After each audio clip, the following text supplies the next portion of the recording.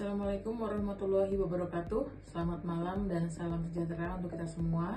Pada kesempatan ini saya akan mempresentasikan materi berjudul IT Literasi di Era Digital, AI, Data Mining, dan Transformasi Menuju Masyarakat 5.0. Presentasi ini disusun untuk memenuhi UTS mata kuliah IT Literasi. Literasi TIK dan Masyarakat 5.0. Materi ini membahas literasi TIK dan kaitannya dengan masyarakat 5.0, khususnya bagaimana teknologi diterapkan dalam kehidupan masyarakat modern.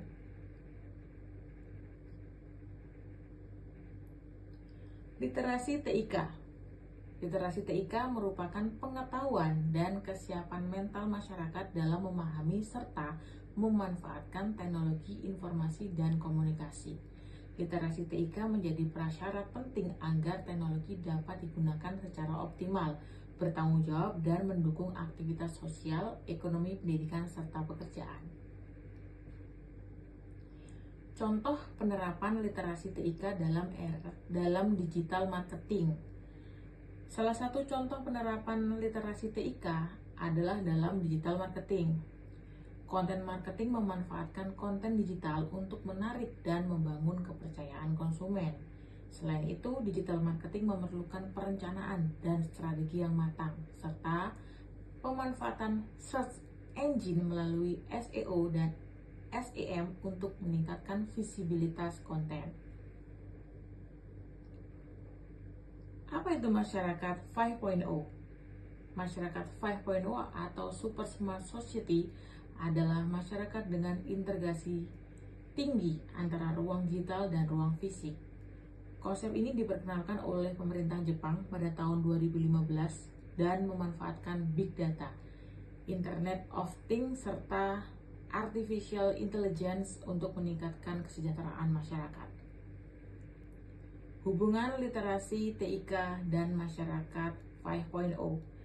Literasi TIK merupakan fondasi utama dalam terwujudnya masyarakat 5.0. Masyarakat yang memiliki literasi TIK mampu memahami dan memanfaatkan teknologi cerdas. Tanpa literasi TIK, penerapan teknologi dalam masyarakat 5.0 tidak akan berjalan secara optimal. Analisa 5 peran pengguna TIK dalam konteks AI. Dalam konteks Artificial Intelligence, pengguna TIK dibagi ke dalam 5 peran, yaitu ICT users, ICT helpers, ICT enablers, ICT spreaders, dan ICT creators. Kelima peran ini saling melengkapi dalam ekosistem pemanfaatan teknologi. 1. ICT users atau pengguna TIK. ICT users merupakan kelompok terbesar yang menggunakan TIK dalam kegiatan sehari-hari, baik untuk pendidikan, pekerjaan, maupun bisnis. Dalam konteks AI, ICT user memanfaatkan sistem yang sudah mengandung kecerdasan buatan tanpa perlu memahami cara kerja teknis AI secara mendalam. Peran saya saat ini berada pada kelompok ini, yaitu sebagai ICT users dengan menggunakan ERP Accurate dalam kegiatan bisnis. ERP Accurate memanfaatkan otomatisasi pengolahan data dan analisis berbasis sistem cerdas untuk membantu saya dalam mengolah data transaksi keuangan, menyajikan laporan keuangan secara real time, dan membantu analisa keuangan perusahaan untuk mengambil keputusan. Dalam konteks AI, saya memanfaatkan hasil olahan sistem yaitu berupa insight, laporan, dan juga analisis untuk meningkatkan efisiensi dan akurasi analisa keuangan tanpa mengembangkan sistem AI itu sendiri. ICT helpers. ICT helpers adalah pengguna TIK yang memiliki keterampilan lebih tinggi dan berperan membantu pengguna lain dalam memahami dan menggunakan teknologi. Dalam konteks AI, ICT helpers dapat membantu menjelaskan cara penggunaan aplikasi berbasis AI, melakukan pelatihan, dan memberikan panduan operasional sistem. Contohnya adalah staf IT atau konsultan yang membantu pengguna ERP memahami fitur analisa laporan, dashboard keuangan, atau interpretasi data yang dihasilkan sistem. 3. ICT enablers. ICT enablers berperan sebagai penyedia dan pengelola infrastruktur TIK.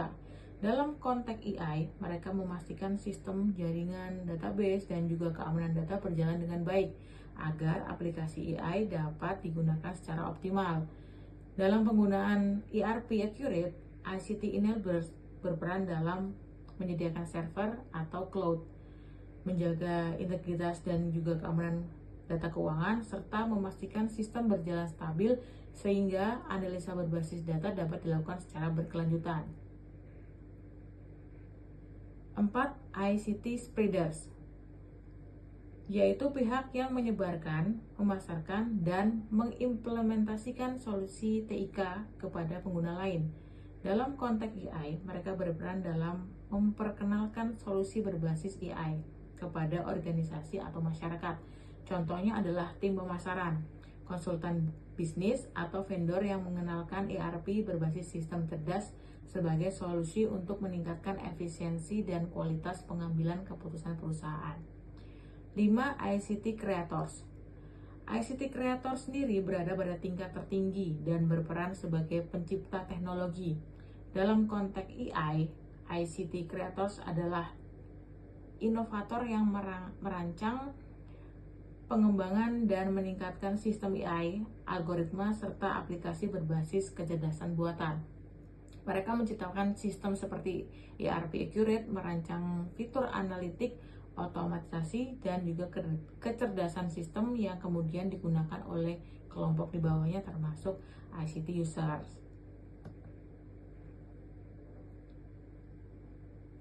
Analisa peran saya dalam konteks AI. Tadi sudah saya jelaskan di awal bahwa peran saya saat ini adalah masuk di kelompok 1. Saya menggunakan aplikasi ERP Accurate sebagai sistem siap pakai. Saya juga memanfaatkan hasil analisa dan juga laporan keuangan yang dihasilkan sistem untuk mendukung pengambilan keputusan bisnis. Kemudian saya dalam melakukan Accurate untuk membantu laporan, saya tidak memodifikasi sistem AI tetapi menggunakan teknologi tersebut secara fungsional dan produktif. Meskipun berada pada level ICT users, pemanfaatan ERP Accurate menunjukkan bahwa peran ini tetap strategis karena kontribusi langsung pada efisiensi operasional, kualitas analisa keuangan, dan juga keputusan manajerial perusahaan. Kesimpulan yang saya dapat simpulkan dari peran penggunaan TIK ini adalah membentuk ekosistem pemanfaatan AI yang saling terhubung. Dalam konteks AI, ICT users menjadi pihak yang merasakan manfaat langsung dan teknologi cerdas yang dikembangkan oleh ICT creators. Dan didukung oleh peran lainnya, peran saya sebagai ICT users yang menggunakan ERP Accurate menunjukkan bahwa pemanfaatan IT dalam bisnis dapat memberikan nilai nyata khususnya dalam analisa keuangan dan juga pengambilan keputusan berbasis data. Pada bagian ini saya akan menjelaskan algoritma YouTube sebagai contoh penerapan proses data mining. Model yang digunakan adalah CRISPDM pada sistem rekomendasi YouTube. Algoritma YouTube. YouTube menggunakan algoritma berbasis data mining dan machine learning. Tujuan utamanya adalah memberikan rekomendasi video yang relevan bagi pengguna. Proses analisa data yang digunakan YouTube mengikuti tahapan data mining. Business understanding. Tahap pertama adalah business understanding. Pada tahap ini, YouTube menentukan tujuan bisnis dari analisis data, yaitu meningkatkan pengalaman pengguna. Contohnya, YouTube ingin pengguna menonton lebih lama dengan menampilkan video sesuai dengan minat, seperti saya. Saya suka menonton podcast dan juga konten memasak.